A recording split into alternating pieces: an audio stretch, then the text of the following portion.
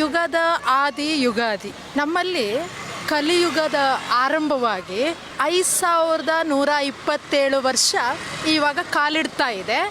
ಆ ಕಾರಣಕ್ಕಾಗಿ ಪ್ರತಿ ವರ್ಷ ನಾವು ಯುಗದ ಆದಿಯಾಗಿದ್ದನ್ನು ನಾವು ಸೆಲೆಬ್ರೇಟ್ ಮಾಡ್ತೀವಿ. ಹೇಗೆ ಹೊಸ ವರ್ಷದ ಆಚರಣೆಯನ್ನು ಮಾಡ್ತೀವೋ ಅದೇ ರೀತಿ ಇದು ಸಹ ಹೊಸ ವರ್ಷದ ಆಚರಣೆ ನಮ್ಮ ಹಿಂದೂಗಳಿಗೆ. ಇಲ್ಲಿ ತುಂಬ ಸಂಭ್ರಮ ಇರುತ್ತೆ, ಆದರೆ ಅದರ ಮೂಲ ಎಷ್ಟೋ ಜನರಿಗೆ ಗೊತ್ತಿರಲ್ಲ. ನಮ್ಮಲ್ಲಿ ಸಾಂಪ್ರದಾಯಿಕವಾಗಿ ಮಾಡ್ತೀವಿ. ಅತಿಯಾದ ಸಂಭ್ರಮ ಇಲ್ಲ, ಆದರೆ ಮನಸ್ಸಿಗೆ ಸಂತೋಷ ಇದೆ. ಮತ್ತು ಈ ಹೊಸ ವರ್ಷ ಎಲ್ಲ ಕಡೆ ಚಿಗುರಿರುತ್ತೆ, ಸಂಭ್ರಮ ಇರುತ್ತೆ. ಮಾವು ಬೆಳೆ ಬಂದಿದೆ, ಹಾಗೆ ಬೇವು ಫಲ ಕಚ್ಚಿದೆ, ಹಾಗೆ ಭಿನ್ನ ಭಿನ್ನವಾಗಿ ಯುಗಾದಿ ಕಳೆದರೂ ಯುಗಾದಿ ಮರಳಿ ಬರುತ್ತಿದೆ ಅನ್ನೋ ರೀತಿಯಲ್ಲಿ ಹೊಸ ವರ್ಷ ಹೊಸತನ ಇದೆ.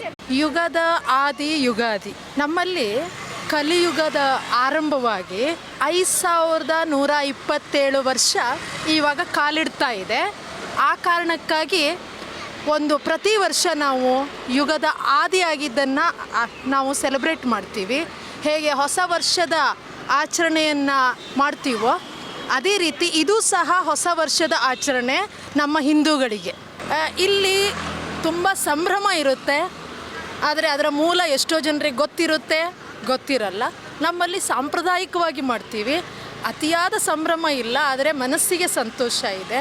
ಮತ್ತು ಈ ಹೊಸ ವರ್ಷ ಎಲ್ಲ ಕಡೆ ಚಿಗುರಿರುತ್ತೆ, ಸಂಭ್ರಮ ಇರುತ್ತೆ. ಮಾವು ಬೆಳೆ ಬಂದಿದೆ, ಹಾಗೆ ಬೇವು ಫಲ ಕಚ್ಚಿದೆ, ಹಾಗೆ ಭಿನ್ನ ಭಿನ್ನವಾಗಿ ಯುಗಾದಿ ಕಳೆದರೂ ಯುಗಾದಿ ಮರಳಿ ಬರುತ್ತಿದೆ ಅನ್ನೋ ರೀತಿಯಲ್ಲಿ ಹೊಸ ವರ್ಷ ಹೊಸತನ ಇದೆ.